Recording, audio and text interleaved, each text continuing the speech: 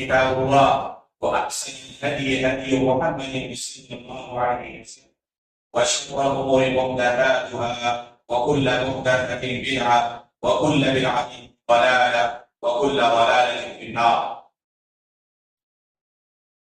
محترم مکرم حاضرین مجلس، بزرگوں، دوستوں، اسلامی بھائیوں، اللہ رب العالمین کا ہم شکریہ ادا کرتے ہیں کہ اللہ رب العالمین نے دوبارہ تفسیر کے اس درس کو شروع کرنے کی ہمیں توفیق عطا فرمائی۔ اس سے پہلے آپ کے سامنے دوسرے پارے کی منتخب آیات کی تفسیر کی جا چکی تھی۔ انشاءاللہ اس کے بعد کا حصہ آج کے درس میں آپ کے سامنے پیش کیا جائے گا۔ تیسرے پارے کی شروعات اللہ رب العالمین نے ایک اہم قاعدے کے تحت کی ہے، اور اس میں یہ قاعدہ ذکر کیا ہے کہ اللہ رب العالمین نے اپنی مخلوقات کے اندر فرق مراتب کو رکھا ہے۔ تمام مخلوق کو ایک درجے پر نہیں رکھا ہے۔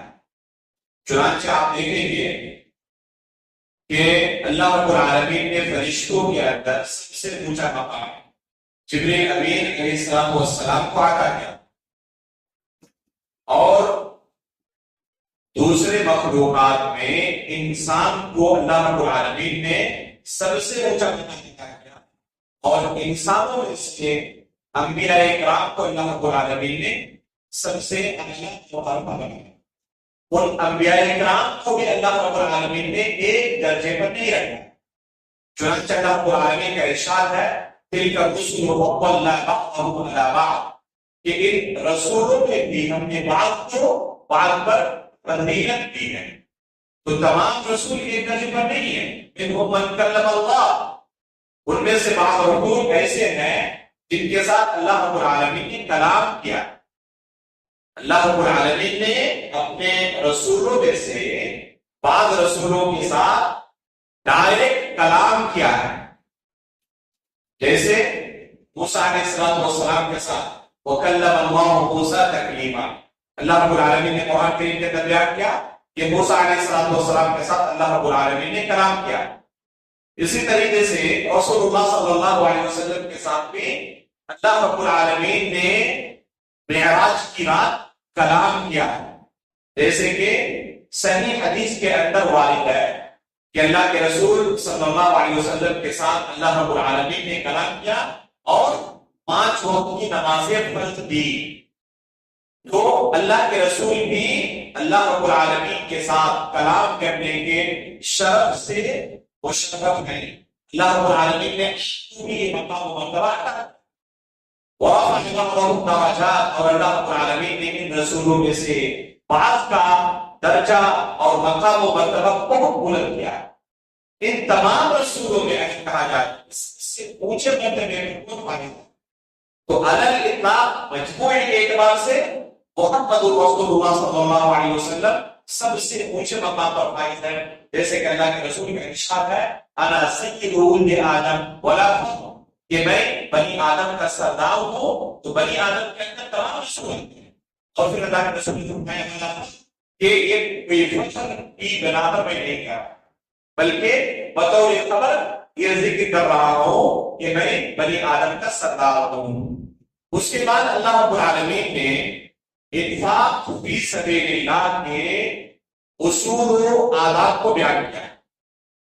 اس بارے میں تیسرے پارے کی جب آپ شروعات کریں گے تو جب تک سورہ بقرہ کو آپ پڑھتے رہیں گے، ایک اہم مسئلہ جو اللہ رب العالمین نے اس تیسرے پارے کی سورہ بقرہ کے آخر میں ذکر کیا ہے، وہ مال کے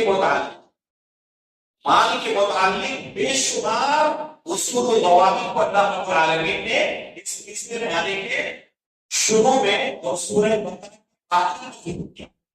چنانچہ اللہ رب العالمین کا ارشاد ہے یا ایھا الذین آمنوا انفقوا مما رزقناکم من قبل ان یأتی یوم لا بیع فیہ ولا خلة ولا شفاعة والکافرون هم الظالمون۔ یہاں سے مال کے متعلق اللہ رب العالمین بیان کرنا شروع کر دیا ان مسائل میں سب سے زیادہ مال کے متعلق جس مسئلے پر اللہ رب العالمین نے زور دیا ہے وہ ہے اللہ کے راستے میں مال خرچ کرنا۔ اللہ رب العالمین نے جسے جتنا دیا وہ اللہ کے راستے میں اپنی استطاعت کے مطابق خرچ کرے، زیادہ دیا ہے زیادہ خرچ کرے، لیونفق ذو سعة ومن قدر عليه رزقه فلينفق مما آتاه الله۔ اللہ رب العالمین نے یہ اصول ذکر کیا کہ جس کو اللہ تعالیٰ نے جیسی وسعت دی، جتنا مال دیا ہے اپنے اعتبار سے وہ خرچ کرے، اور جس کے مال کے اندر اللہ نے تنگی رکھی ہے، بہت زیادہ فراوانی نہیں ہے، تو اپنے حساب سے وہ اللہ کا خرچ کرے۔ تو اللہ رب العالمین نے اس آیت کے اندر کیا حکم دیا؟ انفقوا مما رزقناکم، یہ رزق جو تمہارے پاس ہے، چاہے تمہیں بظاہر کیوں نہ لگے کہ میری اپنی محنت کی کمائی ہے، یہ محض اللہ کا فضل ہے، یہ اللہ رب العالمین کی طرف سے عطا کردہ رزق ہے، اپنی محنت سے، کوشش سے، دماغ سے تمہارے پاس یہ طاقت نہیں تھی کہ تم اس مال کو جمع۔ اللہ تعالیٰ چاہے جو صبح بادشاہ ہو شام کو تمہیں فقیر کر سکتا ہے، اور ایک فقیر کو اللہ رب العالمین بادشاہت عطا کر سکتا ہے، اور اس کی ایک دو نہیں، سینکڑوں نہیں، ہزاروں لاکھوں مثالیں موجود ہیں، جن میں سے بہت ساری مثالیں ہم نے اپنی آنکھوں سے چند سالوں کے اندر دیکھی۔ صبح پورے ملک کے سربراہ تھے، پرائم منسٹر تھے، اور شام کو ملک چھوڑ کر بھاگنا پڑا اپنی جان لے کر، فقیر کی طرح رکھنے کے لیے جگہ نہیں، اس ملک سے پناہ مانگ رہے ہیں، اس ملک سے پناہ مانگ رہے ہیں۔ تو اللہ رب العالمین مالک الملک ہے، تؤتی الملک من تشاء وتنزع الملک ممن تشاء، جسے چاہے اللہ رب العالمین بادشاہت عطا کر دے، جس سے چاہے چھین بھی دے۔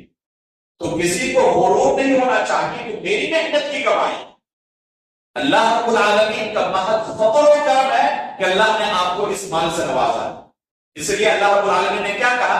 انفقوا مما رزقناکم، جو ہم نے تمہیں رزق عطا کیا اس میں سے خرچ کرو، من قبل ان یأتی یوم لا بیع فیہ ولا خلۃ ولا شفاعۃ، اس دن کے آنے سے پہلے جس دن نہ خرید و فروخت کوئی کام آئے گی، نہ دوست و احباب کام آئیں گے، اور نہ دوسری چیزیں کام آئیں گی، نہ کوئی شفاعت بھی کام دے گی۔ تو اس دن کے آنے سے پہلے جب تک تمہارے پاس فرصت ہے، اس فرصت کو غنیمت سمجھو، اللہ کے راستے میں خرچ کرو۔ اللہ رب العالمین نے یہ پہلی آیت اس پارے کے اندر انفاق فی سبیل اللہ کے متعلق نازل کی۔ آگے اسی سورت میں اللہ تعالیٰ نے ایک تو نہیں متعدد آیتیں انفاق فی سبیل اللہ کے اصول اور آداب کے سلسلے میں نازل کی۔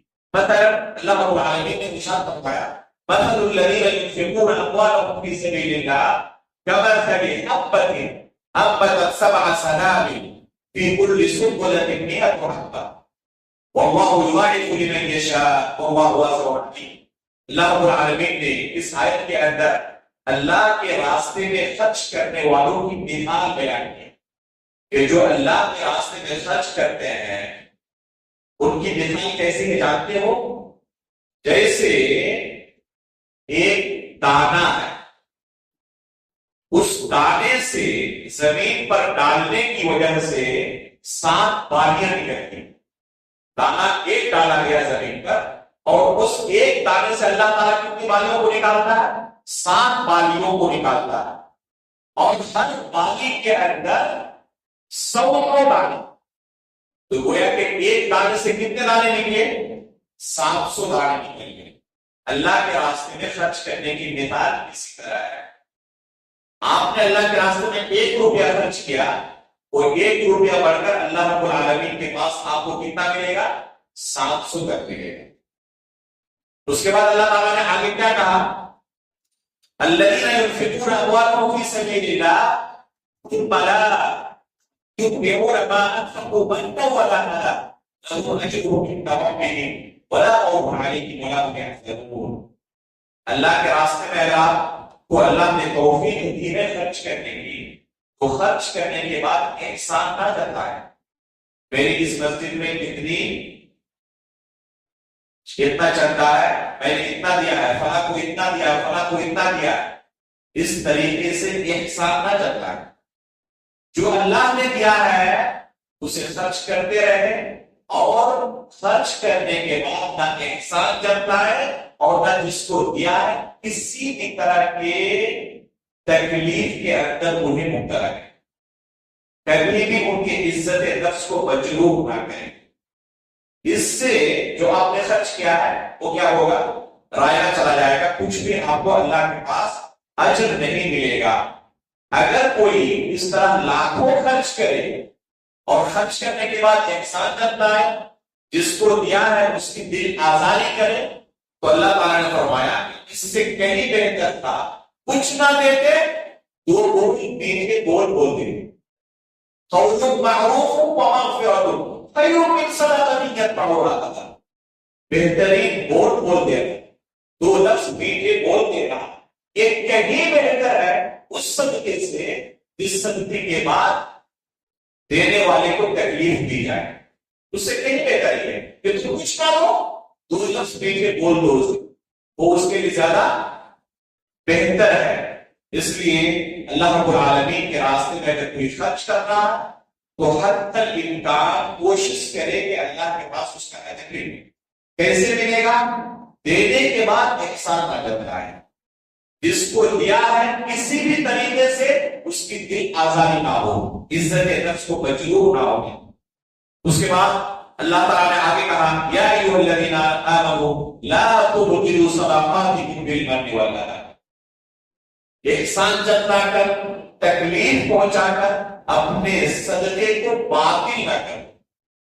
اگر آپ نے احسان جتایا، دینے والے کی عزت نفس کو مجروح کیا، جو گویا کہ اپنے صدقے کو باطل کرنا ہوا، حاصل اور دائرہ کرنا اللہ کے پاس گویا کہ کچھ بھی ہوا نہیں ہے۔ اس کے بعد اللہ تعالیٰ نے ایک اصول یہ بھی بیان کیا کہ جب اللہ کے راستے میں آپ خرچ کرو گے تو شیطان آ کر آپ کو خوف دلائے گا، اتنا زیادہ اللہ کے راستے میں خرچ کر رہے ہو فقیر ہو جاؤ گے۔ بعض لوگ کہتے ہیں کہ ہمارے پاس سونا ہے، اگر اس میں سے زکات کے طور پر ہر سال نکالتے رہے تو چند سالوں کے بعد تو کچھ نہیں بچے گا، وہ تو ایسے ہی گھر میں رکھا ہوا ہے، اگر دیتے رہے تو ہم فقیر ہو جائیں گے۔ یہ شیطانی وسوسہ ہے بہت۔ آج تک تاریخ میں ایسا نہیں ہوا کہ زکات دینے والا زکات دینے کی وجہ سے فقیر ہو گیا۔ اس کے برعکس تو ضرور ہوا کہ زکات سے رکا رہا، اس لیے ایک مشت پورا چلا گیا، لیکن زکات دینے کی وجہ سے کوئی فقیر ہو جائے، اللہ کے راستے میں دینے کی وجہ سے کوئی فقیر ہو جائے، ایسا نہیں ہو سکتا۔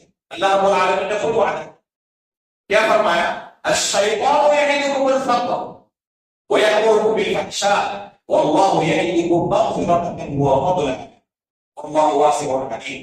یہ شیطان ہمیشہ تمہیں خوف دلائے گا، اتنا دے دیے تمہارے مال میں سے بیلنس میں سے اتنا کم ہو گیا۔ الشیطان یعدکم الفقر، شیطان تمہیں اس طرح فقر و فاقہ کا ڈر دلائے گا، لیکن اللہ رب العالمین وعدہ کرتا ہے تم سے کہ اس طرح اللہ کے راستے میں خرچ کرو گے تو گناہوں کی بخشش ہوگی اور اللہ کی طرف سے مزید رزق میں بڑھتری آئے گی، بڑھوتری ہوگی۔ اللہ رب العالمین نے اپنے فضل و کرم کا وعدہ، تو اللہ کے راستے میں دینے والا کبھی فقیر نہیں ہوتا، اس شیطانی وسوسے سے۔ اس کے بعد کہا کہ تم الصدقات فنعم وتؤتوها، سوال پیدا ہوتا ہے کہ زکات دیتے وقت یا اللہ کے راستے میں خرچ کرتے وقت علانیہ لوگوں کو دکھا کر خرچ کریں یا چپکے سے خرچ کریں؟ دونوں طریقے اپنی اپنی جگہ پر درست ہیں۔ اگر آپ فرض صدقہ جو آپ کے مال میں ایک سال گزرنے پر واجب ہو چکا، نصاب کو پہنچ چکا، زکات اس پر واجب ہو چکی ہے، یہ فرض زکات آپ نکال رہے ہیں، جس کا نکالنا آپ کے اوپر واجب ہو چکا ہے، اس کے بغیر کوئی چارہ نہیں، تو اسے لوگوں کو دکھا کر دینا ہی بہتر۔ لیکن نفلی صدقہ اگر چپکے سے دے یہ بہتر. 7 قسم کے جن لوگوں کو اللہ رب العالمین قیامت کے دن عرش کے نیچے جگہ دیں گے، ان میں سے ایک کون ہے؟ جو چپکے سے صدقہ و خیرات کرتا ہے، یہاں تک کہ داہنے ہاتھ نے کیا خرچ کیا بائیں ہاتھ کو بھی پتا نہیں چل سکتا. لیکن کیا ہوتا ہے؟ جب تک کیمرہ حاضر نہ ہو تب تک کچھ نہیں نکل سکتا. دینے کے بعد بھی پتا چلا کہ فوٹو شوٹ صحیح سے نہیں ہوا تو دوبارہ بلایا جائے. صحیح سے فوٹو نہیں آیا ہے، فوٹو ضروری ہے. یہ صدقات و خیرات کے اصول کے خلاف ہے. حتی لا تعلم شمالہ ما تنفق یمینہ، اللہ کے عرش کے نیچے کن کو جگہ ملے گی؟ داہنے ہاتھ نے کیا خرچ کیا ہے بائیں ہاتھ کو بھی پتا نہیں چل سکتا. آپ نے کیا خرچ کیا آپ بھی جانتے ہیں، نہ بیوی بچے جانتے ہیں، نہ اہلیہ جانتے ہیں، نہ دوستو احباب جانتے ہیں، نہ فیس بک کے احباب جانتے ہیں، نہ واٹس ایپ کے گروپ والے جانتے ہیں. کوئی نہیں جانتا. اور اللہ رب العالمین کے درمیان اس کو آپ نے اتنا دیا. تو اگر کوئی بندہ اس طریقے سے اللہ کے راستے میں خرچ کرتا ہے تو اللہ رب العالمین نے عرش کے نیچے ان کے لیے جگہ رکھی ہے. لیکن اگر کسی موقع پر لوگوں کو ترغیب دلانے کی وجہ سے دکھا کر کوئی دے تو اس میں کوئی نہیں. مثلا مسجد کے لیے چندہ ہو رہا ہے، کسی محتاج کے لیے اچانک ہنگامی چندے کا اعلان ہوا کہ فلاں شخص محتاج ہے، اس کے لیے مدد کی ضرورت ہو، سب کوئی اپنی اپنی طرف سے تعاون پیش کرے. ایسے موقع پر لوگوں کو دیکھا کر سبقت کر کے یہ آگے بڑھ کر دے گا، یہ افضل ہے. کیونکہ یہاں پر ترغیب مقصود ہے. جیسے آپ کہتے ہیں اس میں لوگ آپ کے اختلاف ہیں، تو یہاں پر ایسے موقع پر لوگوں کو دکھا کر دیکھ دینا زیادہ بہتر ہے بنسبت کے چونکے دنیا. تو موقع کے حساب سے خفیہ صدقہ بہتر ہے، موقع کے حساب سے علانیہ صدقہ بہتر ہے. تو اس سورہ میں اللہ رب العالمین نے مال کے متعلق انفاق فی سبیل اللہ سے جو متعلق مسائل ہیں ان کو ذکر کیا. آگے اللہ تعالیٰ نے سود اور خرید و فروخت کے مسائل کو بیان. چنانچہ کہا احل اللہ البیع وحرم الربا، کہ اللہ رب العالمین نے خرید و فروخت کو حلال کیا ہے اور سود کو حرام کیا. سود میں بنیادی فرق کیا ہوتا ہے؟ ایک تجارت کرنے والا جب تجارت کے لیے قدم بڑھاتا ہے اسے پتا نہیں ہوتا کہ کتنا پروفٹ ہوگا. اصل یہی ہے کہ وہ پروفٹ کے لیے منافع کی تجارت شروع کرتا ہے. اس میں نقصان بھی ہو سکتا ہے، خسارہ بھی ہو سکتا ہے. اصل یہ کہ منافع ہوگا اس لیے تجارت کر رہا ہے، اور منافع بھی مدعیہ نہیں ہے، کبھی سے خسارے کا بھی امکان ہے. سود کے اندر سے کیا ہے؟ متعینہ مقدار میں منافع کی منافع، وہ بڑھتا جائے گا، پیسہ بڑھتا جائے گا. یہ سود ظلم ہے. اللہ کے رسول صلی اللہ علیہ وسلم نے اپنی زندگی کے اندر حجۃ الوداع کے موقع پر جن جاہلانہ رسم و رواج کو باطل قرار دیا ان میں سے ایک سود. کہ جتنے بھی سود کے معاملات تھے آج سب کو تو یہ سود ظالمانہ نظام ہے. اللہ رب العالمین نے اسے حرام قرار دیا ہے. بلکہ معاملات کے اندر سود سے بڑھ کر کوئی ایسا جرم نہیں ہے جس کے بارے میں اتنی سخت وعید آئی ہو جو سود کے بارے میں آئی. چنانچہ اللہ رب العالمین نے کیا فرمایا کہ جو سودی کاروبار کرتے ہیں وہ اللہ رب العالمین سے جنگ کے لیے تیار ہو جائے. فَأَذَرُوا بِحَرْبٍ مِّنَ اللَّهِ وَرَسُولِهِ، کہ جو لوگ سودی کاروبار کرتے ہیں یہ اللہ اور اس کے رسول سے جنگ کے لیے تیار ہو. یہ وعید کسی بھی دوسرے عمل کے لیے نہیں آئی کہ اللہ اور اس کے رسول سے گویا کو جنگ کر رہا ہو. یہ سود کے بارے میں آئی ہے وعید. اس لیے ایک انسان کو جہاں تک ممکن ہو سکے سود کے چھینکوں سے بچنے کی کوشش اللہ کے رسول نے اصول سمجھاتے ہوئے کہا ان الحلال بین وان الحرام بین، حلال چیزیں جو ہے وہ واضح ہے، جو حرام چیزیں ہیں وہ بھی واضح ہے، اور ان دونوں کے درمیان، حلال اور حرام کے درمیان، وبینہما امور مشتبہات، بہت سارے ایسی چیزیں ہیں جو مشتبہ ہیں، مشکوک ہیں، واضح نہیں ہے کہ حرام ہے یا حلال ہے۔ کچھ علماء کہتے ہیں حلال ہے، کچھ کہتے ہیں حرام ہے، کلیئر نہیں ہے حلال ہونا یا حرام ہونا۔ تو ایسے معاملات میں کیا کرنا ہے؟ فَمَنِ اتَّقَى الشُّبُهَاتِ فَقَدِ اسْتَبْرَأَ لِدِينِهِ وَعِرْضِهِ وَمَنْ وَقَعَ فِي الشُّبُهَاتِ وَقَعَ فِي الْحَرَامِ۔ جو شخص ان شبہات سے اپنے آپ کو بچا لے تو اس نے اپنے دین اور عزت کی حفاظت کرنی، اور جیسے ہی ان شبہات کے اندر قدم رکھنا، آپ دیکھیں کہ چند دنوں کے بعد، چند سالوں کے بعد واضح حرام چیزوں کے اندر بھی بندہ پہنچ گیا۔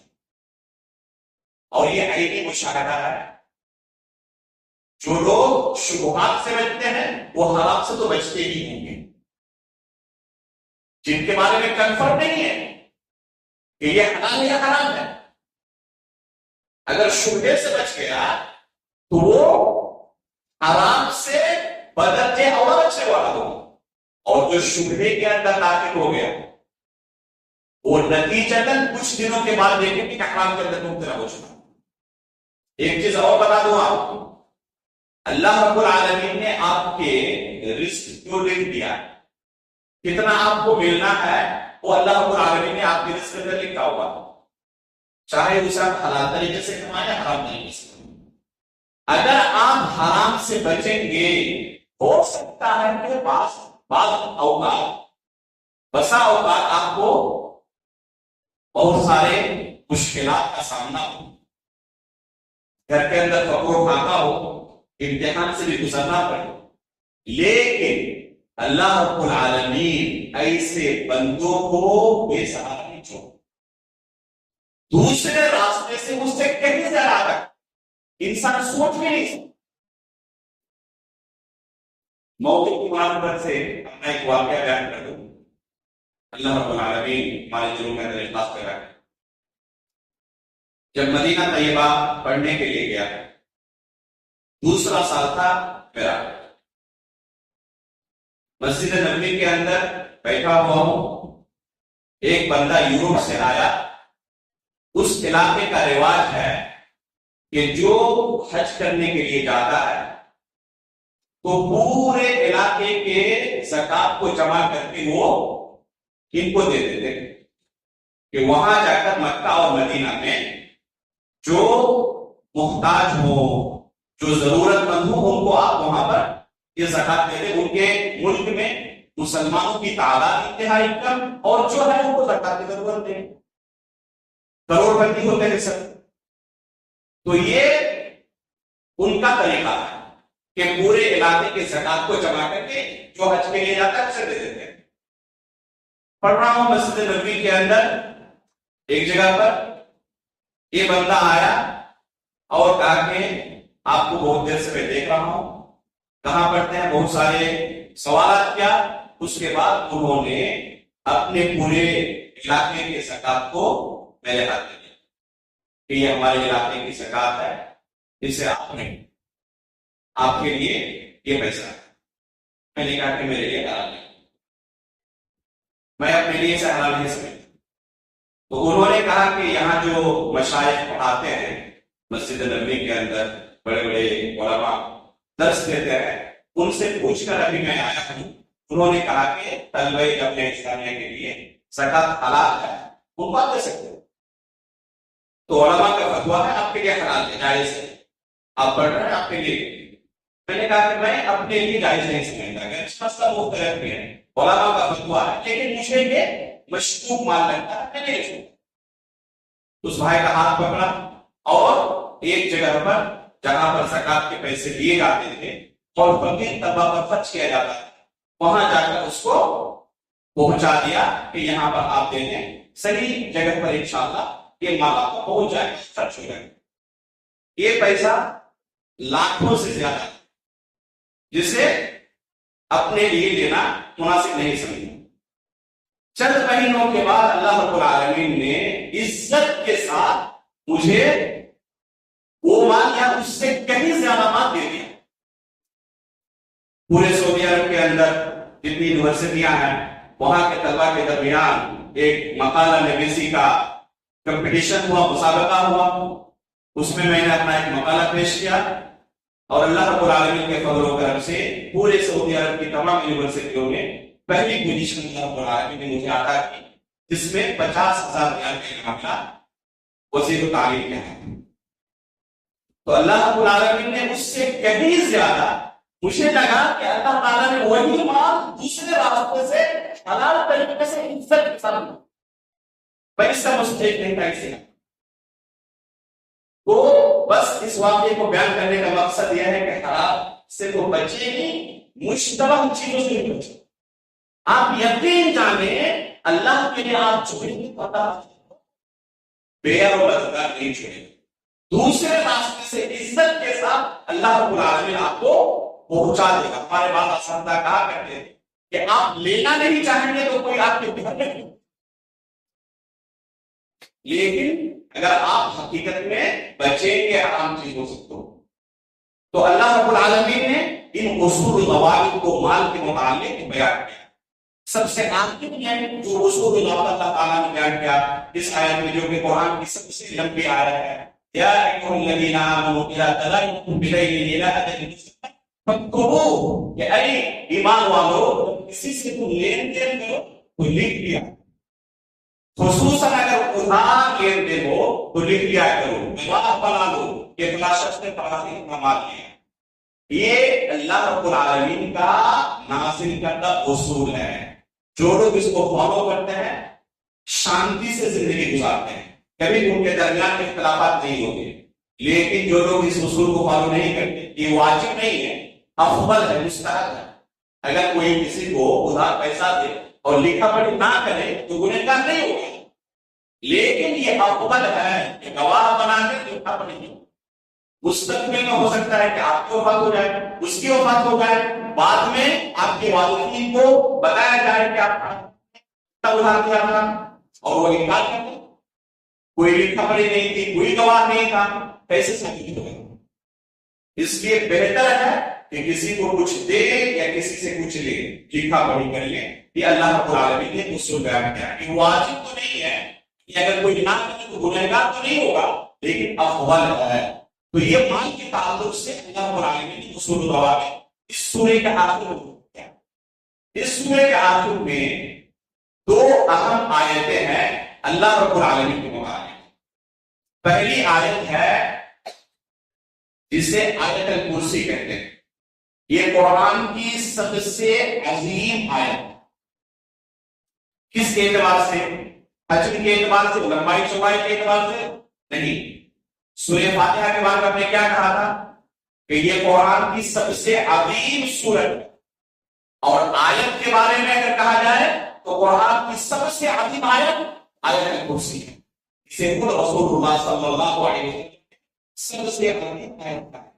چنانچہ اللہ کے رسول نے خبیب بن کعب رضی اللہ تعالیٰ عنہ، مشہور صحابی جن کی زندگی قرآن کے ساتھ گزر گئی، قرآن کے بہت بڑے عالم، اللہ کے رسول نے اپنے اس صحابی کو ایک دن جا کر کہا کہ اللہ رب العالمین نے مجھے کہا ہے، حکم دیا ہے کہ میں آپ کو قرآن پڑھ کر سناؤں۔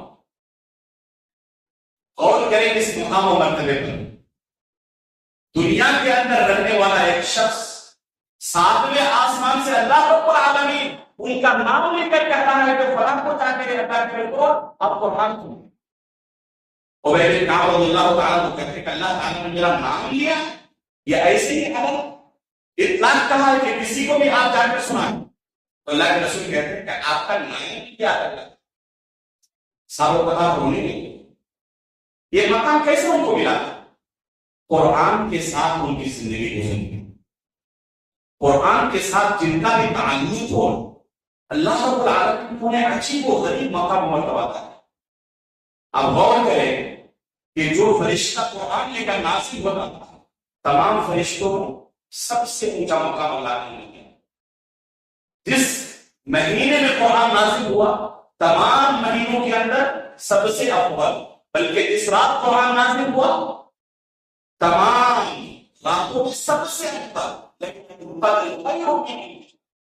جس زمین پر قرآن نازل ہوا دنیا کے اندر سب سے مقدس زمین، جس رسول پر قرآن نازل ہوا سید ولد آدم بنی آدم کے سردار ہیں، تو آپ کا بھی اگر اس قرآن سے تعلق ہو تو آپ کا مقام نہیں ملے. اس لیے میرے بھائیو قرآن کے ساتھ اپنا رشتہ مضبوط کریں. ابی بن کعب رضی اللہ تعالیٰ عنہ کے مقام کیسے ملا؟ اللہ کے رسول ان سے پوچھتے ہیں اے ابی کیا آپ کو معلوم ہے قرآن کی سب سے عظیم آیت کون سی ہے؟ صحابہ اکرام کی عادت تھی اللہ کے رسول کو اس سوال میں فوراً جواب نہیں دیتے. ان کا یہی جواب ہوتا اللہ کا رسول ہوا اللہ اور اس کے رسول زیادہ نہیں. اللہ کے رسول نے دوبارہ سوال کیا. جب دوبارہ سوال کیا تو انہیں یقین ہو گیا کہ اللہ کے رسول مجھ سے جواب چاہتے ہیں. تب بغیر کسی تردد کے بغیر کسی سوچ کے فوراً جواب دیا اللہ لا الہ الا هو الکبیر. اللہ کے رسول نے ان کے سینے پر تھپتھپی دی، شاباشی دی اور کہا لیہدی کلیم میں آمین. یا المنذر جو آپ کے پاس علم ہے بہت بہت مبارک آپ کو ہے. یہ قرآن اس سے افضل اگر انسان دنیا میں کوئی نہیں. لیہدی کلیم میں آمین. یا المنذر جو آپ کے پاس علم ہے نا یہ علم آپ کو بہت بہت مبارک. تو یہ آیت الکرسی قرآن سب سے عظیم ہے. بعض روایت کے اندر آتا ہے اللہ کے رسول صلی اللہ علیہ وسلم فرماتے ہیں کہ جس نے ہر فرض نماز کے بعد آیت الکرسی کی تلاوت کی موت کے علاوہ کوئی چیز انہیں جنت جانے سے نہیں روک سکتی. اس روایت کو شیخ البانی رحمہ اللہ نے حسن قرار دیا ہے اور بھی دوسرے علماء نے حسن قرار دیا اور بعض علماء نے صحیح قرار دیا ہے. تو فضیلت کی حدیث ہے یہ. علامہ ابن قیم رحمہ اللہ نے ذکر کیا ہے شیخ الاسلام ابن تیمیہ رحمہ اللہ کے حوالے سے کہ شیخ الاسلام ابن تیمیہ رحمہ اللہ فرماتے ہیں کہ میں نے اپنی زندگی میں کوئی فرض نماز ایسی نہیں پڑھی اس کے بعد آیت الکرسی کی تلاوت کریں.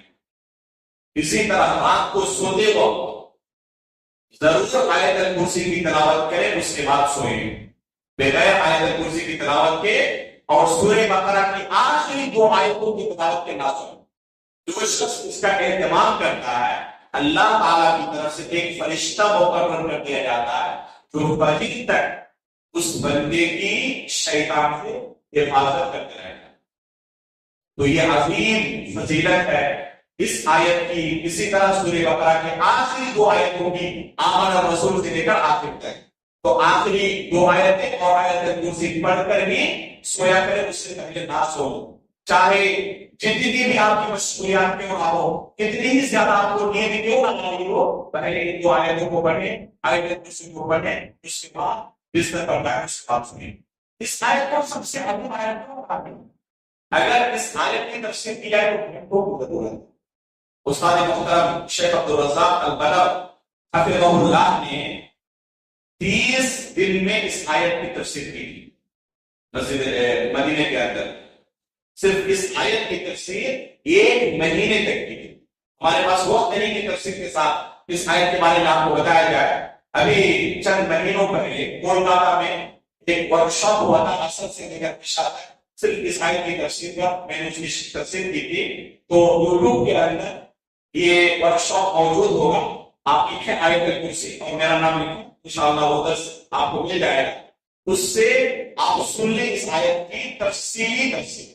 اختصار کے ساتھ یہ جانیں کہ اس آیت میں اللہ رب العالمین کے بارے میں جس جامعیت کے ساتھ بیان ہوا ہے پورے قرآن کے اندر ایک ہی آیت میں اس طرح کا شامل بیان کہیں پر موجود ہے.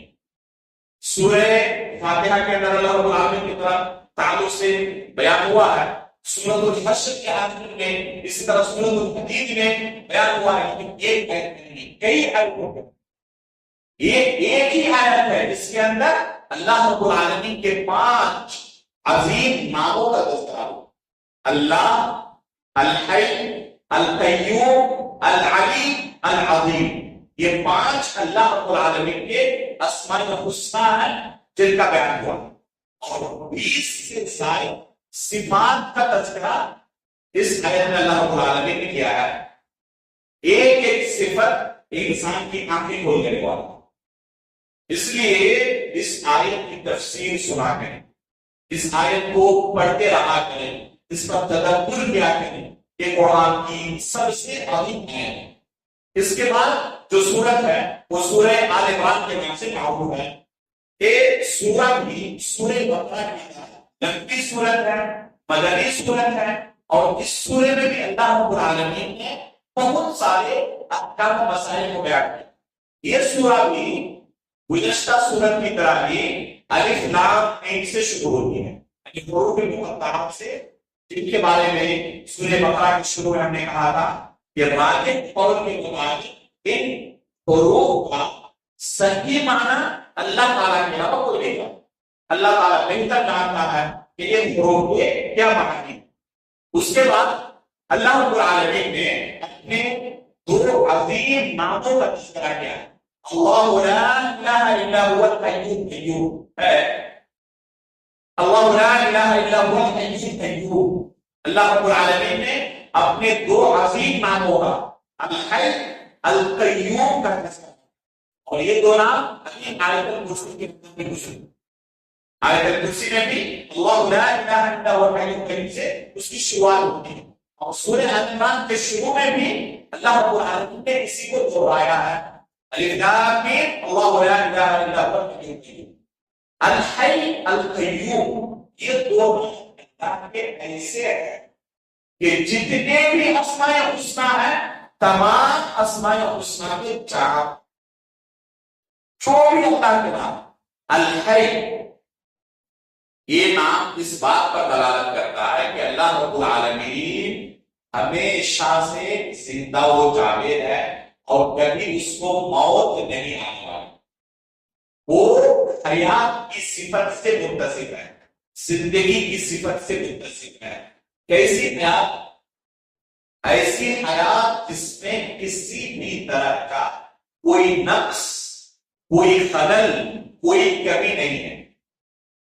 آپ اللہ کے علاوہ کسی بھی مخلوق کے لیے، چاہے وہ کتنے بھی عظیم مقام و مرتبے پر فائز کیوں نہ ہو، الحی نہیں کہہ سکتے۔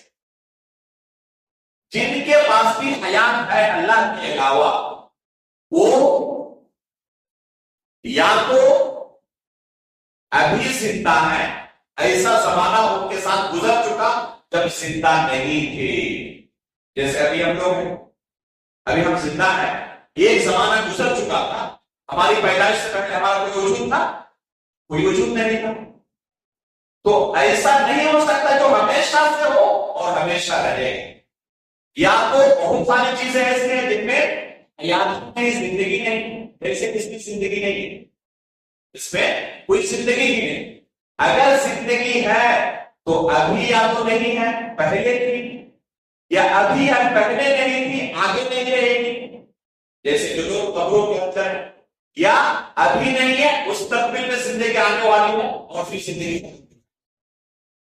کوئی چیز دنیا کی ایسی نہیں دکھا سکتے جو ہمیشہ سے زندہ تھی اور ہمیشہ سے زندہ رہے گی۔ کوئی چیز جن کے پاس زندگی ہے بھی، ان کی زندگی میں کتنا خلل ہے، چاہے وہ کتنے بھی بڑے ولی پیر بزرگ خواجہ غریب نواز کیوں نہ ہوگا، ان کو نیند آتی ہے، وہ بیمار پڑتے ہیں، زندگی جب تک ہے تب تک اس میں بھی کتنے خلل ہیں، جب سو جاتا ہے کچھ پتا نہیں چلتا آس پاس کیا کچھ ہو رہا ہے، جب بیمار پڑ جاتا ہے تو دوسرے کا محتاج ہو جاتا ہے، یہاں تک کہ دوا بھی اپنے ہاتھ سے کھا نہیں سکتا، سلائن کے ذریعے کھانا کسی میں پہنچایا جاتا ہے، اتنا معذور ہو چکا ہے کہ کھانا بھی نہیں کھا سکتا، زندہ ہے لیکن معذور ہو۔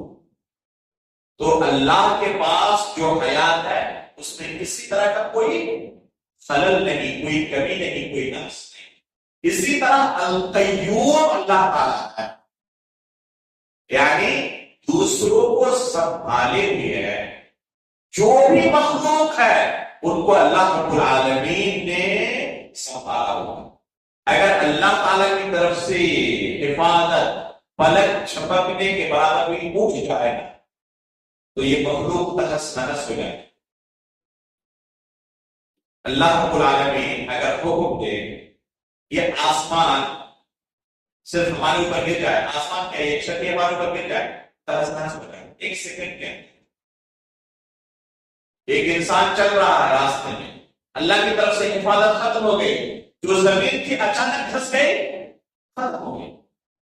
اپنے آپ کو کتنا پاورفل سمجھ رہا ہے ایک انسان، اپنے آپ کو کتنا پاورفل سمجھ رہا ہے. اس سے اتنا بھی اس کے پاس پاور نہیں ہے کہ جس زمین پر کھڑا ہے اس زمین کو دبا کر ہو سکتا ہے کہ اس کے پیروں تلے زمین گر سکتا ہے اور وہ نہیں کسی نہیں، اس کے اوپر کوئی چیز گر جائے تو تہس نہس ہو جائے.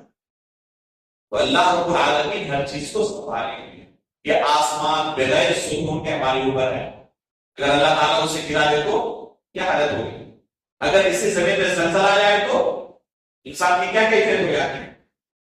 تو یہ انسان کے پاس یا مخلوق کے پاس چاہے کتنا بھی اپنے آپ کو سپر پاور کرے، اس کو گرچہ لگے کہ دنیا کی تمام طاقتیں میری مٹھی میں ہیں.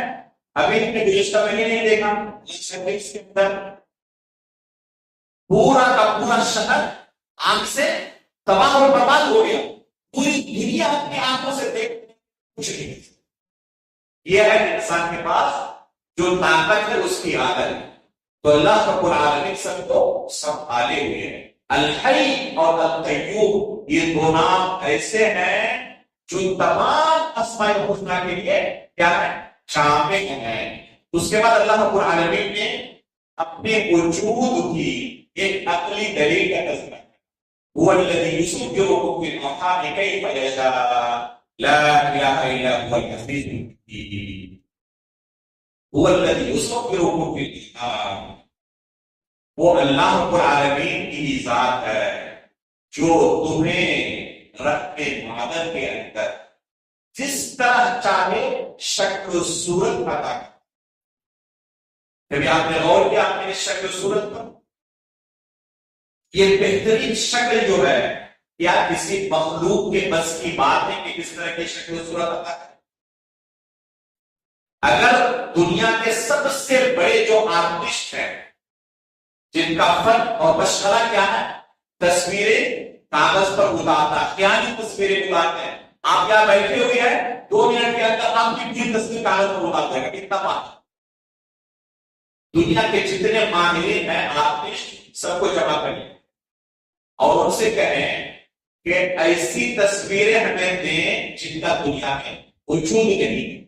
جیسے آئندہ کل جو بچے پیدا ہونے والے ہیں دنیا کے اندر ابھی تک ان کا وجود نہیں ہے، آئندہ کل پیدا ہوں گے ان کو نئی شکل ملے گی، ابھی ان کا وجود نہیں ہے. اس طرح کی خیالی تصویریں ہمیں کچھ بنا کرتے ہیں. کتنی بنا سکتے؟ اللہ رب العالمین صرف ایک دن میں جتنی شکلیں ادا کرتا ہے پوری دنیا کے آرٹسٹ مل کر اتنی شکلیں نہیں بنا نہیں سکتا. جب سے دنیا بنی ہے اب تک اللہ تعالیٰ نے کتنی شکلیں بنائی؟ کیا کسی مخلوق کے بس کی بات ہے کہ یہ کام کر سکے؟ ہر ایک کو الگ الگ شکل ادا کر سکے؟ کیا یہ اللہ رب العالمین کے وجود کی عقلی دلیل نہیں ہے؟ اللہ رب العالمین نے جنہیں عقل دیا ہے ان کے لیے ایک دو نہیں اس طرح کی بے شمار دلیلیں اللہ تعالیٰ نے رکھی. صرف عقل کی بنا پر فیصلہ کر سکتا ہے کہ ہے کوئی عالم جس نے ان تمام چیزوں کو پیدا کیا. میرا ایک درس ہے تقریباً 1 گھنٹے کا وجود باری تعالیٰ کے عقلی دلائل. اس درس کو سنیں قرآن کریم سے جو اللہ رب العالمین کے وجود کی عقلی دلائل ان کا میں درس کریں. ان میں سے ایک دلیل یہ ہے جو ہماری شکل صورت ہے اور اس کی بہت ساری تفاصیل ہے. وقت کی بنا میں بیان نہیں کر پا رہا ہوں. اس کے بعد اللہ رب العالمین نے قرآن کی آیتوں کے متعلق بیان کیا کہ قرآن کی جو آیتوں کو 2 ہیں، کچھ محکم ہیں اور کچھ متشابہ ہیں.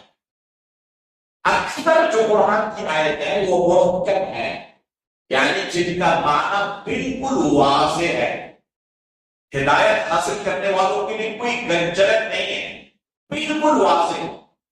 اور کچھ آیتیں ایسی ہیں جو متشابہ ہیں، ہر ایک کے لیے واضح نہیں ہے۔ اللہ رب العالمین نے راسخین فی العلم علماء کو ان آیتوں کے بارے میں علم عطا کیا ہے، لیکن جو اہل بدعت ہوتے ہیں، جن کے دل کے اندر کچی ہے، وہ ان محکم آیتوں کو چھوڑ دیتے ہیں، گرچہ وہ سینکڑوں ہزاروں متشابہ آیت کو پکڑتے ہیں اور انہی کے پیچھے پڑے رہتے ہیں اور اپنے باطل عقائد کو کے لیے انہیں دلیل بنا کر پیش کرتے ہیں۔ یہ اللہ تعالیٰ نے خود بیان کیا قرآن میں کہ اہل بدعت کا، اہل زیغ و ضلال کا یہی دلیل ہے کہ محکم آیتوں کے پیچھے انہیں اور متشابہ آیتوں کے پیچھے پڑے، تو یہ اہل فتنہ ہے۔ اللہ رب العالمین نے ان کے بارے میں کیا کہا؟ فَأَمَّا الَّذِينَ فِي قُلُوبِهِمْ زَيْغٌ فَيَتَّبِعُونَ مَا تَشَابَهَ مِنْهُ ابْتِغَاءَ الْفِتْنَةِ وَابْتِغَاءَ تَأْوِيلِهِ، کہ یہ اہل فتنہ ہے جو اس طرح کے متشابہ آیتوں کے پیچھے پڑے رہتے ہیں۔ میں مثال دیتا ہوں کہ معاملہ واضح ہوئی۔ اللہ رب العالمین عرش پر مستوی ہے، ہر جگہ نہیں ہے، اس کی دلیلیں قرآن کریم کے اندر اور اللہ کے رسول کی احادیث میں کتنی ہیں؟ علامہ ابن قیم رحمہ اللہ، شیخ الاسلام علامہ ابن تیمیہ رحمہ اللہ اور دوسرے بہت سارے علماء نے ذکر کہ ہزار سے زیادہ کتنے؟ اللہ رب العالمین عرش پر مستوی ہے، ہر جگہ نہیں ہے، اس کی دلیلیں قرآن و سنت کے اندر ہزار سے زیادہ بالکل واضح۔ الرحمن علی العرش استوى، 7 جگہوں پر اللہ تعالیٰ نے قرآن میں ثم استوى الى العرش، 6 جگہوں پر قرآن اللہ نے نازل۔ اس طرح کی دلیلیں بے شمار ہیں، ان تمام محکم آیتوں کو چھوڑ دیتے ہیں اور وَهُوَ مَعَكُمْ أَيْنَمَا كُنتُمْ، اس طرح کی آیتوں کے پیچھے پڑے رہتے ہیں اور کہتے ہیں کہ تم جہاں کہیں ہو اللہ تعالیٰ تمہارے ساتھ ہوتا ہے۔ اس کا مطلب کہ اللہ تعالیٰ ہر جگہ ہے، حالانکہ یہ آیت کہیں سے اس بات کے اوپر دلالت نہیں کرتی کہ اللہ تعالیٰ ہر جگہ ہے۔ یہ چاند اللہ کی مخلوقات میں سے ایک چھوٹی مخلوق، وہ ہمارے ساتھ بھی ہے، جو ممبئی میں ہے ان کے ساتھ بھی ہے، جو دلی میں جو دوسرے گھر کیا کرے ان کے ساتھ بھی ہے۔ تو کیا یہ چاند ہر ایک کے جسم کے ساتھ ملا ہوا، ہر ایک کے ساتھ یہاں نہیں ہے، لیکن اللہ کی مخلوق یہ ایک چھوٹی سی، تو کیا اللہ رب العالمین عرش پر حضور بیان کے ساتھ نہیں ہو سکتا؟ اللہ رب العالمین کا علم ہر جگہ ہے، لیکن اس کی ذات کہاں پر ہے؟ عرش پر ہے۔ اہل بدعات اور اہل زیغ و ضلال ان محکم آیتوں کو چھوڑ دیتے ہیں اور ان متشابہات کو پیچھے کرتے ہیں، تو یہ اہل فتنہ ہے۔ اللہ رب العالمین نے ان کے بارے میں کہا فَأَمَّا الَّذِينَ فِي قُلُوبِهِمْ زَيْغٌ فَيَتَّبِعُونَ مَا تَشَابَهَ مِنْهُ ابْتِغَاءَ، کہ یہ فتنے کی وجہ سے ان متشابہ آیتوں کے پیچھے پڑے رہتے ہیں۔ اس کے بعد اللہ رب العالمین نے اس سورے کے اندر 3 اہم غزوات کا تذکرہ کیا، غزوہ بدر، غزوہ احد اور اس کے فوراً بعد جو غزوہ پیش آیا تھا غزوہ الاسد۔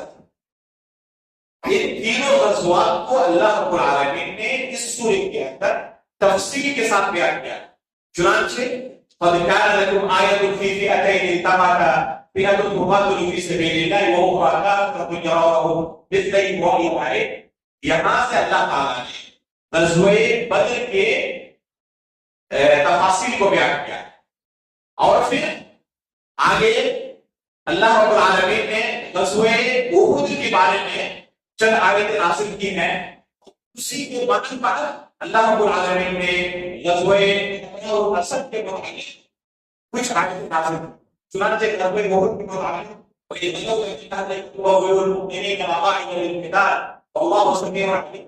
ان آیتوں میں اللہ رب العالمین نے غزوہ احد کے قصے کو بیان کیا ہے، اور پھر اس کے بعد اللہ رب العالمین نے غزوہ الاسد کے قصے کو بیان کیا۔ یہ تمام غزوات جو ہیں انشاءاللہ تفسیر کے سیرت کے درس میں اصل بات جو ہمارا درس ہوتا ہے انشاءاللہ وہاں پر ہم غزوات کی تفسیر آپ سامنے رکھیں گے۔ اس کے بعد اللہ رب العالمین نے اس سورے کے اندر عیسیٰ علیہ السلام اور ان کی اماں مریم علیہ السلام کے بارے میں تفصیل کے ساتھ بیان کیا. چنانچہ ہمارا عیسیٰ علیہ السلام کے متعلق کیا عقیدہ ہونا چاہیے، اس بارے میں ہمیں جاننا ہو تو اس سورے کا ہمیں مطالعہ کرنا چاہیے. اللہ رب العالمین نے عیسیٰ علیہ السلام کے بارے میں کیا فرمایا کہ اللہ کے وہ کلمہ ہے، اللہ رب العالمین نے بغیر والد کے انہیں پیدا کیا. جو لوگ عیسیٰ علیہ السلام کو اللہ کا بیٹا کہتے ہیں وہ کافر ہیں، اور یہ انتہائی سخت کفریہ کرتا ہے. اس لیے جو لوگ کرسمس کی مبارکبادی دیتے ہیں یہ انتہائی سخت جرم ہے، کبیرہ گناہ ہے. ایسے لوگوں کو اس عمل سے توبہ کرنا چاہیے اور پرہیز کرنا چاہیے. اسی طریقے سے مریم علیہ السلام کے متعلق اللہ رب العالمین نے چند معجزات کا تذکرہ کیا. عیسیٰ علیہ السلام کے متعلق مریم علیہ السلام کے متعلق کرامات کا تذکرہ کیا ہے، اور عیسیٰ علیہ السلام اور زکریا علیہ السلام کے متعلق چند معجزات کا تذکرہ کیا. چنانچہ اللہ رب العالمین نے مریم علیہ السلام کے متعلق بیان کیا ہے کہ ان کو اللہ رب العالمین کی طرف سے غیر موسمی پھل ملا کرتا ہے. كلما دخل عليها زكريا المحراب وجد عندها رزقا قال يا مريم أنى لك هذا قالت هو من عند الله إن الله يرزق من يشاء بغير حساب. یہ زکریا علیہ السلام مریم علیہ السلام کا تعلق یہی ان کے کھانے پینے کا بندوبست کیا کرتے تھے. جب آتے دیکھتے کہ ان کے پاس پھل فروٹ موجود ہیں، اور ایسے پھل فروٹ جو اس موسم میں نہیں پائے جاتے، نہ انہوں نے خود لایا ہے نہ اس موسم میں کہیں پایا ہے.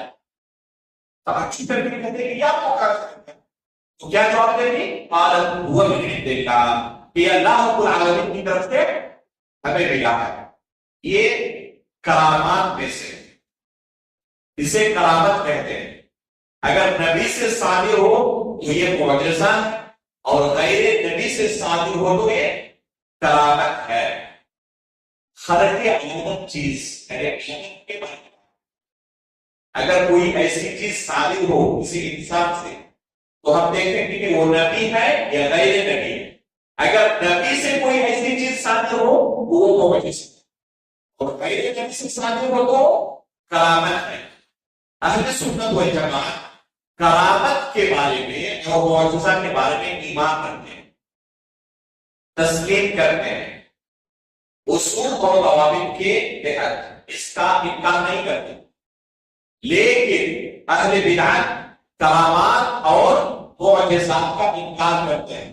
چنانچہ معتزلہ ایک گمراہ جماعت ہے، یہ کرامات اولیاء کا انکار کرتے ہیں، معجزات انبیاء کا انکار کرتے ہیں. موجودہ زمانے میں بھی جو سابقہ مفکرین ظاہر ہوئے انہوں نے بھی اپنی پوری طور پر ان کرامات اور معجزات کا انکار کر دیا. پوری طور پر جن کے سردار کے طور پر اگر ہم کہیں تو کہیں گے کہ اس زمانے میں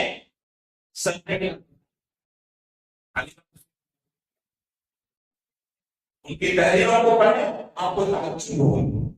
اس بندے نے عقل کو معیار بنا کر مسلمات دین کا انکار کیا، فرشتوں کا انکار، پرسرات کا انکار، کیا کہتے ہیں کہ عذاب قبر کا انکار، آخرت کے متعلق اکثر چیزوں کا انکار، اسی طرح معجزات انبیاء کا انکار، گرچہ قرآن کے اندر موجود ہو ان کا انکار، اور ان کی عجیب و غریب پیش کرنا، کرامات اولیاء کا انکار.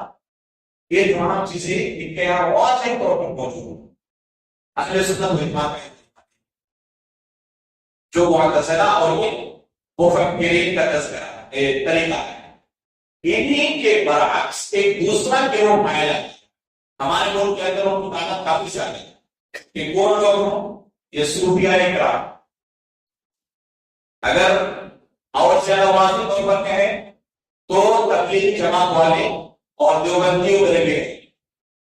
ان کے یہاں کرامات کی محتاج ہے، ایسی ایسی کرامات ذکر کریں کہ آپ یعنی بسا اوقات رستے پر مجبور ہو جائیں، دریا کے اوپر مسلح بچھا کے نماز پڑھنے کے، عجیب و غریب چیزیں. ہم کرامات کا نہ بالکل یا اقرار کرتے ہیں نہ بالکل یا انکار کرتے ہیں، اصول و ضوابط کے تحت کو تسلیم کرتے ہیں. اور جو اصل کے درس میں نے اپنی کتاب آپ لوگوں کو دکھائی تھی، اس میں اس مسئلے کو بھی تفصیل کے ساتھ میں نے ذکر کیا کہ کون سے اصول و ضوابط ہیں جن کے ہم کرامات یا اولیاء کا اقرار کرتے ہیں اور ان اصول و ضوابط کو انکار کرتے ہیں. تو کرامات کا ہم نہ مطلقاً انکار کرتے ہیں نہ مطلقاً قبول کرتے ہیں. جو اہل سنت والجماعت کے اصول و ضوابط ہیں ان میں دو ہیں، اگر کریں اور قبول نہیں کرتے. اس بات میں سب سے بہترین کتاب اگر آپ کہیں تو شیخ الاسلام علامہ ابن تیمیہ کی الفرقان بین اولیاء الرحمن و اولیاء الشیطان، اس کتاب کو مطالعہ کریں. اللہ اعلم اس کا اردو میں ترجمہ ہوا ہے یا نہیں ہوا، اگر نہیں ہوا ہو تو اس کا ترجمہ کرنا چاہیے. اس کے بعد اللہ رب العالمین نے اس سورے کے اندر چند اور اہم احکام و مسائل کا تذکرہ کیا ہے، جن میں سے ایک اہم مسئلہ ہے کہ اسلام کے اندر اجتماعیت مطلوب ہے، جماعت کے ساتھ رہنا، الگ الگ ٹولیوں میں نہ رہیں. وَاعْتَصِمُوا بِحَبْلِ اللَّهِ جَمِيعًا وَلَا تَفَرَّقُوا. یہ آیت انتہائی اہم آیت ہے، اللہ کے رسول پر نازل ہوئی. اللہ کے رسول نے صحابہ کرام کو عملی طور پر سکھایا، انہیں تعلیم دی کہ کیسے اس آیت پر تمہیں عمل کرنا، اور صحابہ کرام نے عملی طور پر دکھایا جب فتنے ظاہر ہوئے کہ کیسے وہ واعتصموا بحبل اللہ جميعا، تفرقہ بازی سے کیسے دور رہیں. عموماً اجتماعیت اور تفرقہ بازی کی بات کی جاتی ہے تو لوگوں کے ذہن میں ایک غلط مفہوم گھر کر جاتا ہے. اچھی طرح اس مسئلے کو سمجھ لیں، اجتماعیت کا مطلب یہ نہیں کہ آپ اسلام کے نام پر تمام اہل باطل کے ساتھ ایک چھت کے نیچے جمع ہو، جیسے کہ جماعت اسلامی والوں کا نعرہ کہ آپ اپنے باطل عقائد پر موجود ہیں، ہم آپ کو نہیں چھوڑیں گے، چاہے آپ خلفائے راشدین کی خلافت کو تسلیم کریں یا نہ کریں، اس سے ہمیں کوئی سروکار نہیں ہوگا. آپ ہمیں کچھ نہ کریں، ہم آپ کو کچھ نہ کریں گے. اسلام کے نام پر یہ جو جماعت اسلامی والوں کا نعرہ ہے کہ اسلام کے اصول و ضوابط کو پہلے منحصر کرتے ہیں اور پھر کہتے ہیں ہمیں شرائع، یہ اجتماعیت مراد نہیں ہے. اجتماعیت سے مراد کیا ہے؟ اللہ کے رسول نے صحابہ کرام کو سمجھایا فَإِنَّهُ مَن يَعِشْ مِنكُم بَعْدِي فَسَيَرَى اخْتِلَافًا كَثِيرًا، کہ میرے بعد جو لوگ زندہ رہیں گے نا، معمولی قسم کے نہیں، شدید قسم کے اختلافات دیکھیں. کیا کرنا تمہیں اس وقت؟ فَعَلَيْكُمْ بِسُنَّتِي وَسُنَّتِ الْخُلَفَاءِ الرَّاشِدِينَ تَمَسَّكُوا بِهَا وَعَضُّوا عَلَيْهَا بِالنَّوَاجِذ. میری سنت اور خلفائے راشدین کی سنت پر جمے رکھنا، اس سے کمپرومائز مت کرنا. یہ ہے اجتماعیت کا مطلب، یہ اصل ہے. اللہ تعالیٰ نے یہ نہیں کہا کہ اہل باطل کے ساتھ وہ اپنے باطل عقائد پر جمے رہیں اور ان کے ساتھ آپ ایک چھت کے نیچے جمع کریں اور وہ اتحاد کا مظاہرہ کریں. یہ اتحاد مطلوب نہیں. اتحاد کس پر ہوگا؟ بحبل اللہ، اور حبل اللہ سے مراد کیا ہے؟ کتاب و سنت. اجتماعیت، اتحاد و اتفاق فقط کتاب و سنت پر ہو سکتا ہے، اس کے علاوہ کسی پر. آپ کتاب و سنت کو لحاظ کر دیں اور یہ کہیں کہ ہم اتحاد کا مظاہرہ کر رہے ہیں، یہ نہیں ہو سکتا. اتحاد نہیں، یہ اصل قربت ہے، یہ اصل قربت ہے. قرآن و سنت کو مضبوطی سے پکڑیں، چاہے وہ انڈیا میں ہو یا دنیا کے کسی کونے میں ہو. اگر اس منہج پر ہے تو ہمارا بھائی، اور اگر اس منہج پر نہیں ہے، گرچہ میرا سگا بھائی ہو، گرچہ میرا والد ہو، اس کا بیٹا ہو، اس کے ساتھ کوئی تعلق نہیں ہے. اور سلف صالحین سے سچ کا دکھایا، اپنے باپ پر جہل کر، اگر اہل بدعت میں سے ہوتے یا ان کے اندر دین کا وہ درجہ نہیں ہوتا کہ لوگوں کو دین سکھائے. تو اپنے ماں کے متعلق لوگوں کو کیسے کرنے کے میرے باپ سے دین نہ سیکھو، ان سے دور رہو. اپنے بیٹے کے بارے میں کہتے کہ میرے بیٹے سے دین نہ سیکھو، اپنے بھائی کے بارے میں کہتے کہ میرے بھائی سے دین نہ سیکھو، ان سے دور رہو. بچے اپنا سگا رشتے دار ہو تب بھی وہ میرا کچھ نہیں لگتا اگر وہ کتاب و سنت پر قائم نہیں ہے، بدعت کے ساتھ دے رہا ہے تو میرا کچھ نہیں ہے، اس سے لا تعلق نہیں. اور اگر کوئی افریقہ میں ہو جس کے ساتھ کوئی پہچان نہیں، اگر سلف صالحین کے منہج پر قائم ہے وہ ہمارا دین ہے. یہ ہے اتحاد اور اتحاد کا مطلب. شیخ الاسلام محمد بن عبد الوہاب رحمہ اللہ کی کتاب ہے الاصول الستہ، جس کی پوری زیادہ میں نے شرح کی تھی 2 الگ الگ مجلسوں میں. اس کے اندر ایک اصول یہی ہے اجتماع اور اتحاد کا مطلب کیا ہے. لوگوں نے اس مفہوم کو الٹ کر رکھ دیا. اس مفہوم کو سمجھنے کی ضرورت ہے. یہ اخوانیوں کی ایک بہت ہی غلط تعبیر ہے، کا غلط اصول ہے کہ سب کے ساتھ اتفاق کر لو تاکہ وہ اپنے باقی عقیدے کریں. یہ اتحاد وہ نہیں ہے. اس کے بعد اللہ رب العالمین نے اس سورے کے آخر میں کامیابی کے 4 اہم اصول کا ذکر کیا. اسی کے ساتھ اس درس کو میں ختم کروں گا. اگر آپ دنیا میں اور آخرت میں کامیاب ہونا چاہتے ہیں تو اللہ رب العالمین نے 4 اصول بیان کیا جیسے آپ کامیاب ہوں گے. یا ایھا الذین آمنوا اصبروا وصابروا ورابطوا واتقوا اللہ لعلکم تفلحون. کہ ایمان والو اگر کامیاب ہونا چاہتے ہو تو 4 اصول ہیں.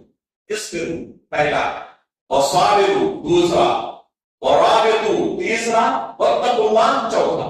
یہ 4 اصول ہیں. اتنی جگہ ہو جائے گا تو کامیاب ہو جائے گا. اصبروا پہلا اصول، صبر. کسی بھی معاملے میں آپ کامیاب ہونا چاہتے ہیں صبر کریں گے تو انشاءاللہ کامیاب. دنیاوی معاملات میں ہو یا آخرت کے معاملے میں، بغیر صبر کے کوئی شخص کامیاب ہو جائے وہ ممکن ہی نہیں ہے. آپ دنیا کے اندر بھی دیکھ لیں دنیاوی معاملات ہوگی جو بہت اونچے مقام پر فائز ہے، آپ پائیں گے اس بندے نے بہت جھیلا، بہت صبر کیا تب اس مقام پر پہنچا ہے. بغیر صبر کے نہیں پہنچ سکتا. اللہ تعالیٰ نے فرمایا اصبروا، اس کے بعد کیا کہا صابروا، اور صبر کرتے ہوئے اس پر جمے رہو. پہلے دن تراویح پڑھی، مسجد بالکل بھری ہوئی ہے، لیکن 2-4 دنوں کے بعد ہمت جواب دینے لگی. اب اور برداشت نہیں ہو رہا، اتنی لمبی تراویح، پھر اس کے بعد درس. تو اللہ تعالیٰ نے کہا کہ صابروا، صبر کرتے ہوئے اس پر جمے رہنا ہے. ایسا نہیں کہ کچھ دنوں کے بعد چھوڑ دینا. اس لیے عمل قلیل بھی ہو لیکن برا ہوگا انسان اس کو کرتے اللہ رب العالمین کو بہت زیادہ یاد رکھے.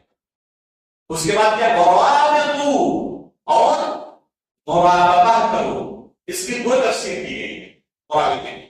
ایک تفسیر ہے میدان جنگ میں دشمنوں سے اپنے قوم کی حفاظت کرنے کے لیے رات کے وقت پہرے داری کرنا، یہ بہت ہی محبوب عمل ہے. اور دوسری اس کی تفسیر کی گئی ہے کہ نمازوں کی اپنے اوقات میں حفاظت کرنا. ایک نماز پڑھی ہے، دل لٹکا ہوا ہے، فجر کی نماز ہوگی مسجد کا حاضر ہو کر جماعت کے ساتھ پڑھیں. ظہر کی نماز ہوگی لوگوں کے ساتھ جماعت کے ساتھ پڑھیں. کسی کو اللہ کے رسول نے کیا کہا 7 قسم کے لوگ عرش کے نیچے جگہ پائیں گے. ان میں ایک اور ہوگا رجل قلبہ معلق بالمساجد، ایسا شخص جس کا دل مسجدوں کا دل لگتا ہوا. تو رابطوں کی یہ تفسیر ایک کی گئی ہے کہ نماز کو اپنے اصل اوقات میں پابندی کے ساتھ پڑھنے والے لوگ، تو ایسے لوگ کامیاب نہیں.